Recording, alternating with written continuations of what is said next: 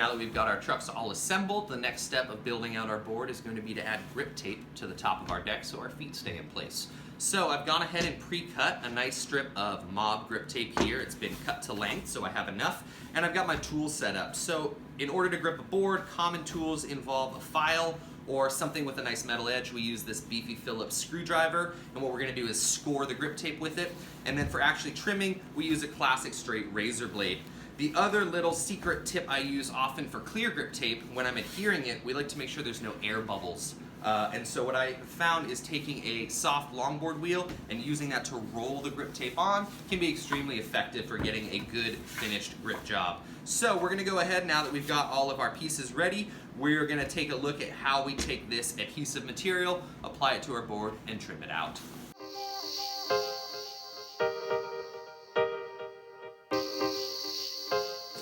Step one is I want a nice surface to grip my board on. We here at the shop have a lovely stool that we've put a nice foam top on so that we don't scratch up the bottom of our board as we grip. Currently, our friend Jerry's been living on it, so sorry Jerry, we're going to move you for a minute. And you can see here we've got a nice soft foam top so we're not scuffing up our board graphic.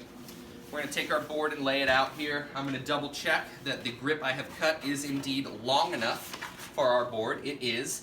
This is a 10-inch sheet of mob, so it's wide enough to cover my whole board. However, for this board, I'm going to split the grip. I want to have a nice little pinstripe line down the center. And the reason we do this is it's actually a nod to surf culture. A lot of times, shapers would actually number and sign and mark the dimensions of their board on their center line. So we're going to be doing that here at Alchemy with our boards. We can see here I've dated 2020. This is board number 2, the second board we've ever pressed in-house, and I'm extremely vain, so I've gone ahead and signed it. So this grip job is going to be a little different than standard. Normally we just drop our full sheet on, but again, I want to split it. Now you've got two options. We can pre-cut our grip tape down the middle and put it on. However, the chances of getting that line perfectly straight are not so great. So what I've found is we're actually going to grip one half of the board, trim it out, and we're going to use this other side that has a perfectly straight edge. We're going to flip it over for our other side. So step one here, we're going to peel. Essentially, grip tape is a giant sticker. So we're going to peel the backing off, and this is going to expose our sticky adhesive material. And we want to be careful with our grip tape because it will stick to pretty much everything. And as I'm gripping, again, we want to avoid air bubbles and wrinkles. So I like to hold the grip tape all the way out. This one, again, is a little bit trickier because I want a nice clean center line. And so I'm eyeballing it off of the center line I've drawn and trying to just keep the edge of the grip as parallel as I can. Once your grip is down, you can adjust it a little bit, but you want to try to get that initial drop as clean as you can, because if you start really wiggling and moving the grip once it's on, that's where we're going to see wrinkles start to form, and we don't want wrinkles. We want a nice clean layer. So I've got it lined up pretty straight, and now I'm going to go ahead and just using the flat part of my palm, I'm going to push that grip tape in. And again, the reason we don't want air bubbles is what happens in an air bubble is we expose the adhesive material and it dries out, and that makes the grip tape a lot easier to end up peeling or flaking, and we want a nice solid contact with the board all the way across. Again, if you're using clear grip or even with the black and you want to be really sure you don't have air bubbles, you can take that wheel and you can just roll it so we can hear that bubble pushing out right now. And we don't want our grip tape too tight through those pockets or it's going to span where we want it to lay flat. So I've gone ahead and I've rolled my grip tape. The next step, we're going to take our file, or again our screwdriver, which as it turns out is a flathead. We're going to use this and we're going to rub it along the edge of the board. So go all the way down, up around the nose, flip our board around here.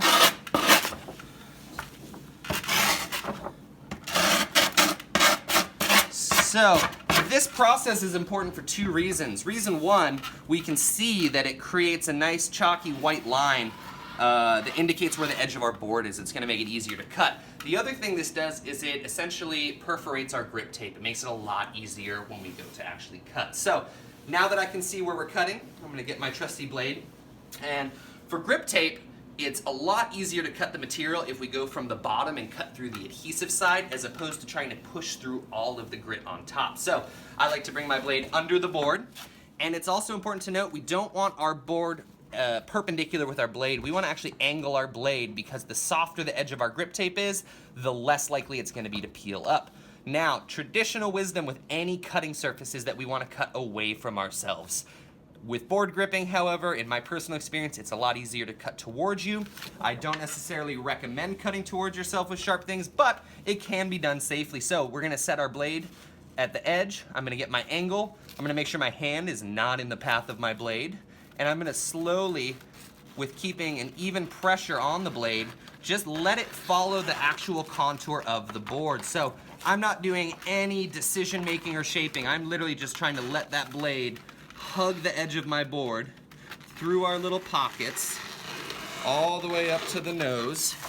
I'll pivot it as I need, and I'm being very careful with my scrap because I know I have to use it. So again, this process is a little bit trickier than a normal grip job where you don't need your scrap.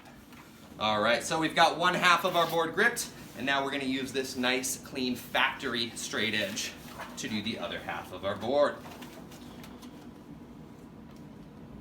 So we're gonna do the same thing we did on the other side. I want it relatively even, and I'm hoping to keep it as straight as possible with that line so it's got a nice aesthetic to it. I'm getting a little bit of warble up here at the top, but I can push it out. And again, if you work from the center and push out any of those wrinkles or air bubbles, you have a good chance of pushing them out. As you're gripping, if you find yourself getting wrinkles or air bubbles, there is the opportunity to peel that grip off and set it down again. You only get 2 or 3 of those though before the adhesive material starts to kind of get a little loose. So make sure you're being very intentional and very careful as you put the grip on your board. We're gonna follow this guy all the way down to our tail, trying to keep it as clean as we can. And again, pushing out those bubbles. All right, that's looking good. So we're gonna bring our file. We're gonna mark along the edge. This time I don't care as much what happens to our scraps because I'm not gonna need to use it. And again, our trusty blade, start up here at the top at a nice angle. And again, not making any decisions. I am letting the shape of the board dictate where I'm cutting. It's my job to just keep that blade hugged to the edge of the board and work it slowly and smoothly all the way around. Now at this point, some people would be done gripping their board. That's totally fine. However, even though I've cut this grip at an angle, there's still a chance that the edge of that grip tape could peel up as we use the board. So I like to use my scrap, stick it to my hand, and I'm gonna file the edge of that grip tape down, basically blending my grip tape into my board and eliminating the opportunity for it to peel up. So I'm not gonna rub down the whole board, I just wanna get the rails.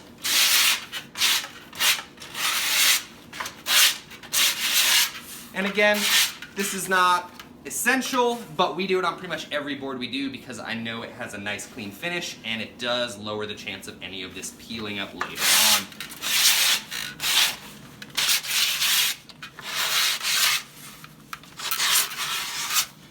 The other nice thing about using this to finish it is if we have some bumps and little stragglers on the edge of our grip tape that we're not happy with, this step we can actually sand that off and clean up the finish of our grip tape. We can see right here, a little bit sloppy, so I'm gonna take this grip and I can clean that up just a little bit. And if we look real close at it now, we can see that that grip tape is actually being filed down into our board as opposed to having a stiff edge. So now I've got my board gripped. We can go ahead now, add the trucks, and then we get to skate. Our board is gripped. We're ready to put our trucks and wheels on. Now, this is the part that you could sit on your couch with your board in your lap, fumbling with all your bits and pieces, or if you're like us, you can use a little board building station. We have gone ahead and chopped up some of our old skateboards so that our deck can be held horizontal, making it a lot easier to put our trucks on. Step 1, we want to go ahead and punch out the holes in our grip tape. If you're feeling adventurous, you could go ahead and just start poking and maybe you find one. We here like to go from the other side and we take what is affectionately known as the pokey jabby tool. That's an industry standard term. We're going to push it through the grip, showing us exactly where our holes are. And now what we can do is take our hardware. I'm not running any kind of riser on my setup, so I'm able to go ahead and use just a 1-inch flat hardware. These are all 1032. That is the thread count to make sure that it lines up. And my holes are brand new in this board. They've never been used before, so I'm going to get my bolts started, and I'm going to have to actually screw them in. So they are all started. I'm going to take my drill. You could do this with a standard screwdriver. I'm lazy. So we're going to go ahead and punch all 4 of these all the way through our deck.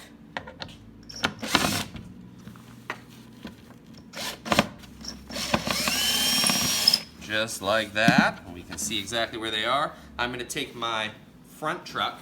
Our trucks will wear and tear differently, so if you're changing all of your equipment around, a lot of times you'll start to develop grooves. It is important to remember what your front and back truck are.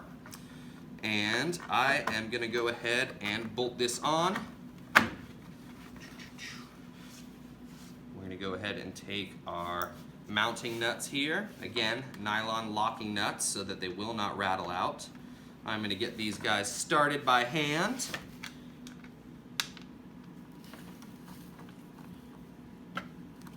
And then what we're going to do is we're going to grab our tools. Again, I use a power drill because I'm lazy. Starting out, I recommend a screwdriver. You don't want to pull those bolts too tight. They're going to actually sink into your board, but you want to make sure that they end up flush. So I use my power drill with a very low torque setting so that I don't accidentally over-tighten it. I get it about 70% of the way, and I finish on the back end, which is going to pull that pan head straight into the deck rather than twisting it and allowing us to potentially get some ripples in our grip tip. So again, 70-80%, and then finish it by tightening on the back. And you can see here, if your bolts are properly tight, you're going to see that flat head be nice and flush. We don't want it sticking up. Front truck is secured. We're going to go ahead and do the exact same process here on the back truck. We've punched our holes through the grip, dropped our hardware in from the top. Now I'm hand tightening the mounting nuts, and then we will snug them down using our power drill. Once this is all done, comes the most fun part, testing it out, making sure we like the way it rides. So just getting these last 4 guys on. I recommend, if you've never built a board before, try doing it in front of an audience. Nothing helps you focus and work efficiently like knowing there's people staring at you.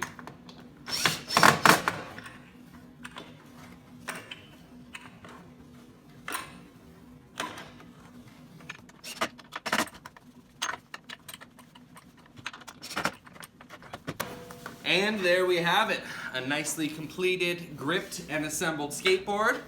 Hopefully this helps you out if you're gripping stuff at home, if you needed to learn more about how your trucks are working. And this week, our assignment for you, if you have a skateboard or you have access to a skateboard, what we'd like you to do is to try to take at least 1 truck off of the board and then completely disassemble it, just like we did in this video. That way you're gonna get a much better understanding of how our bushings sit in the bushing seat, how the truck comes together as a whole. As you take your truck apart, especially if you're using a friend's truck, make sure you lay out all of your pieces in an organized fashion. There's nothing worse than losing one of those crucial bits. So go ahead, get some tools out, get crafty, pull everything apart, get a better understanding of how it works, try to put it back together. That's your assignment this week. We'll be back with some more exciting lesson plans and skate tips. I think our friend Coach is going to be joining us again. So we'll see you next time. Thanks for watching. Stay safe out there and keep skating.